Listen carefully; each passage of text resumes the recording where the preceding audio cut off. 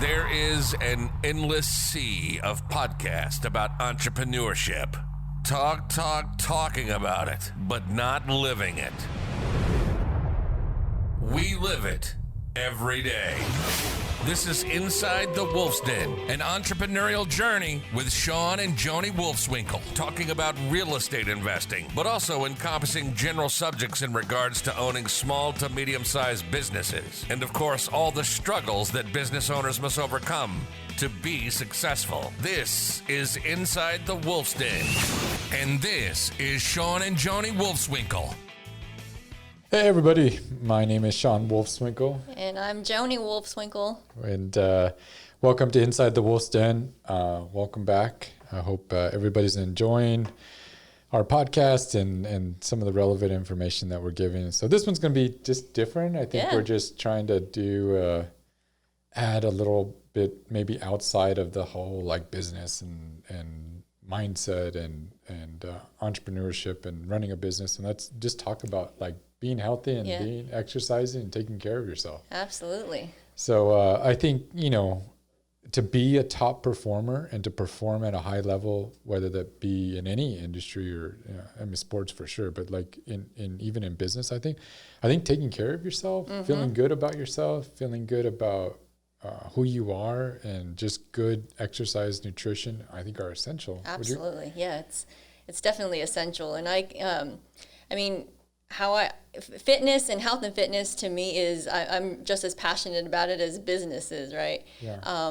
Back in, I think it was when I had Lucas in 2010, right after that is when I was feeling really down on myself that like, man, like you need to do something about it, and so I kind of like approached it like in business, like you can be successful in business, so you can be successful at this as well. So I kind of just, changed my mindset was the number one thing I did. Yeah. And then from there, I kind of changed my habits. Like I was looking at, what I was currently doing. I obviously wasn't eating healthy. I wasn't working out at all. And I wasn't sleeping well. And, I would maybe have a glass of wine once a night sometimes, and so, once I changed my mindset and I changed my habits, like then it just became a lifestyle. Yeah. I think you were, the big thing with that is you became way more disciplined when you made that switch, change your discipline and change your habits, or discipline that created habits, or however you want to look at it. But I think you definitely, and I think, in this room, I think you're obviously killing it in the, nutrition and health and fitness. And so I'm going to ask you some questions and gear this more to you, because I think you're a lot more fitter and healthier than I am. And I'm just trying to keep up with you and just trying to stay with you on the. Well, if you just listen to me, then. I like food. I like to eat. You like ice cream. I like,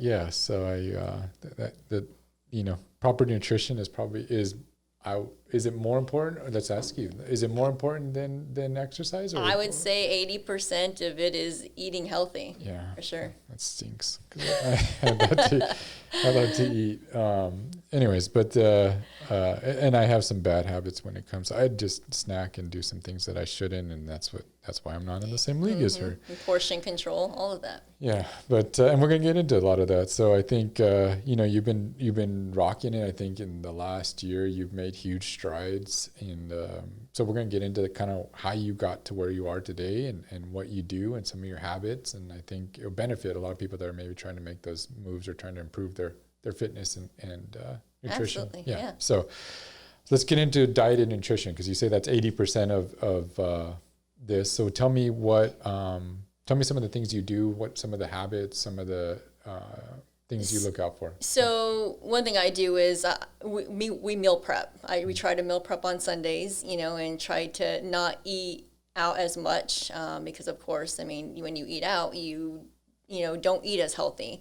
So, and then also, smaller snacks throughout the day as well. So that way, if you're feeling hungry, then you just take out a bar or, some veggie straws or something that's going to, quench your appetite.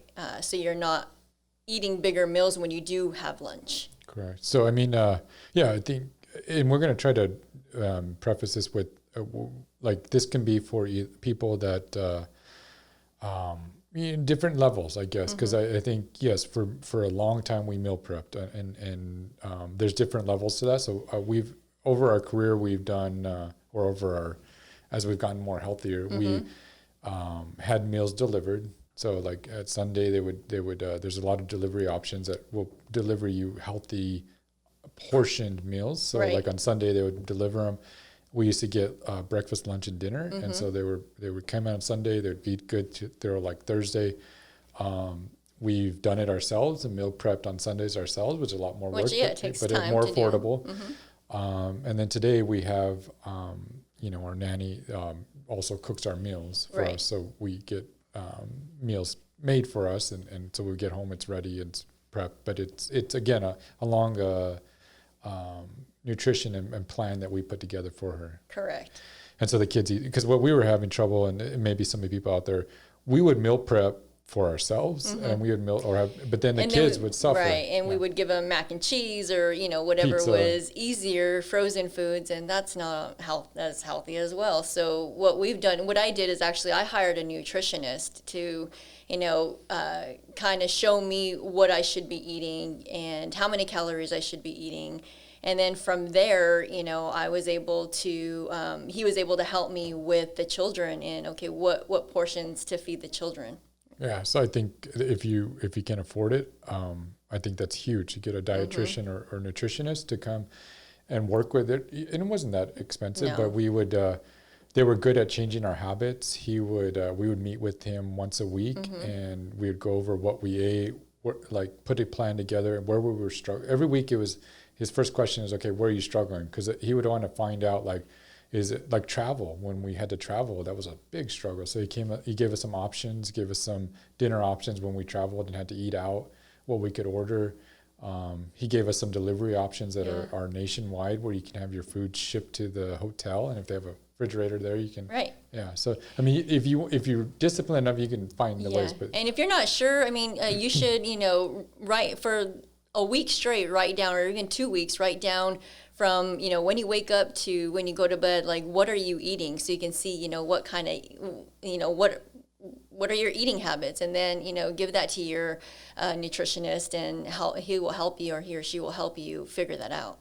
Yeah. And then while we have these props, so if you're watching on iTunes or Stitcher, one of those, Joni and I brought our gallon water bottles. So water is huge, and Joni and I have had some ups and downs with as far as weight.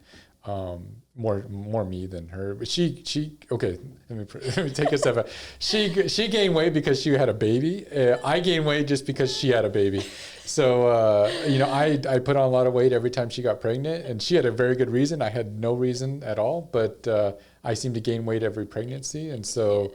I think because she liked ice cream at that time, and I love ice cream, so we both went and ate ice cream every day. But we different phases. We've gone on to extreme diets, and we've done different things. But I think some of the biggest changes were hiring a nutritionist. And drinking your 80 gallons. At least 80 ounces of water. 80 ounces of water a day. We've stepped that up this year, and we went to a gallon, which is like 116 ounces. But these are cool. These are Amazon. They're not very much. And so we fill these up every day. But it gives you what's nice about this, it gives you a little, good morning, hydrate yourself at 9, remember your goal at 11, keep chugging at 1, feeling awesome at 3, don't give up at 5, almost finished at 7, and then you did it at 9. And so it gives you kind of a chart, because sometimes you get, if you don't see it, you're going to end up doing easy to it's all right, I can make it up later. Exactly. And what's nice is the kids love it too. So we bought smaller ones for the kids, because it's important that the children get their water as well, and they love it because they can kind of track their water as well. Yeah. So it works. And then another one is not eating past 6. We really try not to eat any meals or big meals after 6 p.m. So we try to eat around 5:36. It usually works a good time for our kids too to eat around that time. Portion control. So this is I struggle with this. This is my biggest issue when it comes to diet is I eat too much. Right. And I think with you, I mean, you would finish if I didn't finish it, you would finish it for me, right? I think that portion control is important, and just knowing that, okay, like when to stop. And I think that's why drinking water throughout the day and drinking, eating little snacks throughout the day really helps with that, because when you do come to lunch or dinner, you're not overeating. Correct. Water is huge, because if you're feeling hungry, drink some more water. And it does fill you. Yeah. And even when you eat something bad, drink water. Yeah, keep doing it, and it flushes it out and just makes you feel better and more energy. You'd be surprised how much energy just drinking water will give you. For portion control, it just like we always share meals when we go out to eat or something like that, but I would just put on your plate what the appropriate portion you're supposed to eat, and don't put any more, because that's where I struggle. Because if there's more on my plate, Joni is disciplined enough. She'll order something, she'll eat her regular portion, small portion, and leave it there. And to me, it's like I was taught to finish my plate. Yeah, and so maybe this is a bad childhood experience or what, but I finished my plate. And so just be careful of that, and just order what you really need. And then we removed all temptations out of our kitchen. Yes, right? My weakness is potato chips. Like if the potato chips are there, I'm going to go and get it. So it just eliminated altogether. Just put healthy stuff in the fridge, and find, you're going to get hungry, so find some snacks or find something that's going to be healthier, fruit. Do you have any other? Yeah, vegetables. I mean, there's the rice cakes. I know sometimes those are where you can, put peanut butter on them and just do different things to help your hunger and just some of those cravings. Yes. Yeah, absolutely. Protein bars. Just watch the, there's different ones. Some of them, taste better than others, but it's because they have a bunch of sugar and other things. Smoothies. We used to juice a lot and or make smoothies, and kids love that as well. But your nutritionist and the dietitian can really help you along those lines. And it's an expert really working with you specifically one-on-one and your current health, conditions and stuff like that. So I would definitely reach out to a nutritionist. It's also accountability as well, so that helped me. Yes, I do watch the portion control and what I eat and stuff, but I really feel that it helped with accountability. Yes. So it did. Yeah, going once a week to report to him and weigh in and take measurements, and that's huge accountability, and because you don't want to fail or look like a fool, gain weight, so definitely accountability. So along those lines, we'll switch gears into exercise. I think one of the best things for exercise is hire a personal trainer. Yes. Yeah. And I think starting off, not a lot of us, even today, like sometimes I get stuck on like, man, I've been working that same muscle, I need a new routine. So I think the personal trainer really helps to develop your workouts for the week, and I mean they're not expensive either. Ours that we meet twice a week and goes through our workout plan for the week. Yeah. And so I think again accountability as well. Correct. And this is if you go to make membership at a gym, majority of the gyms have reopened. We're recording this right now through COVID. So, a lot of gyms have opened up and there's restrictions, but there's still opportunities. Joanne and I are fortunate enough we built a home gym. And so if you have that opportunity, I highly recommend it. It was a huge change for us because we have young children and all that. It was hard because we can't leave them. And then, we wouldn't go at different times. And so for us, it really helped us to, build a home gym. And so we put mirrors on the walls, so it feels like a regular gym. We have a full dumbbells, from 5 all the way to 75 pounds. Right. We have a Peloton pull machine, a rack, pretty much everything you would need. And then we put rubber flooring down, so it's a nice, comfortable, and you can do like squats and lunges and it's Yes, comfortable. but I mean, we didn't do that all right away. No. I mean, we started off small. I mean, we started off with videos, in the garage and some dumbbells, and so I mean, I think you Start can where you also, can. yeah, and you can totally do workouts in your garage, like without weights. Correct. And and just so everybody knows, we live in Houston, Texas, so if we can work out in a garage, in the middle of the summer, anybody can work out Right. anywhere. So there's no excuse. And then as far as the Peloton, I wanted to get into that because we also have and I think that's especially throughout COVID, that's been a game changer. It has been, and I'm involved in a couple of groups that we spin on.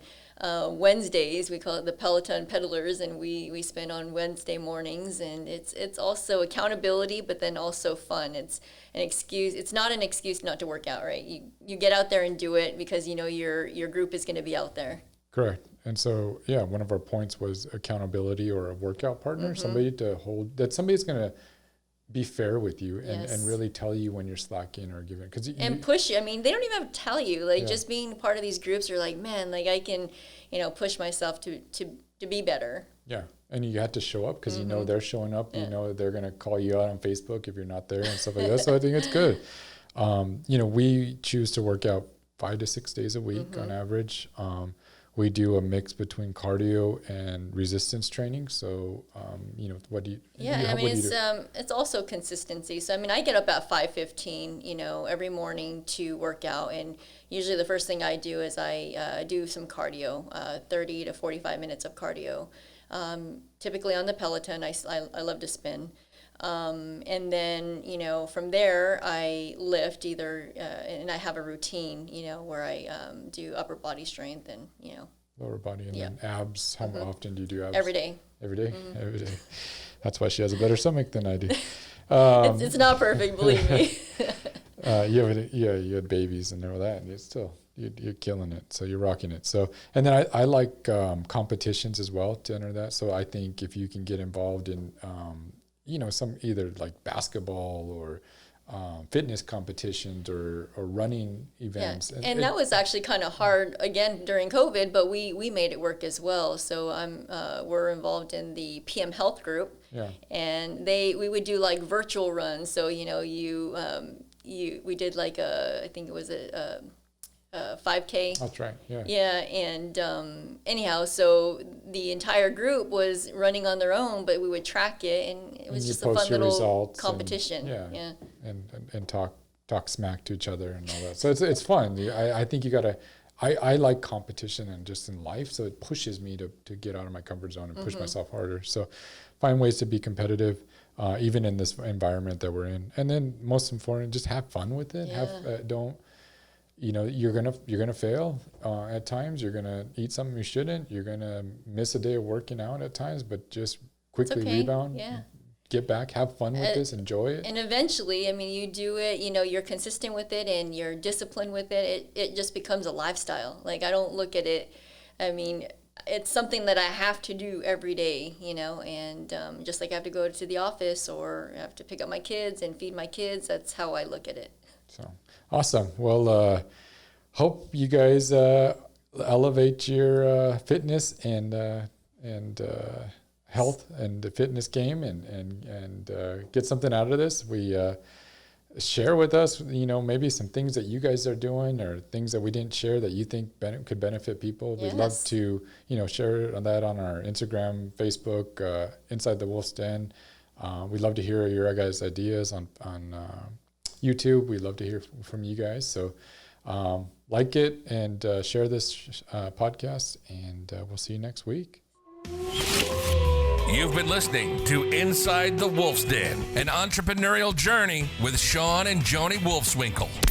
Tons of entrepreneurial podcasts are out there. Talking.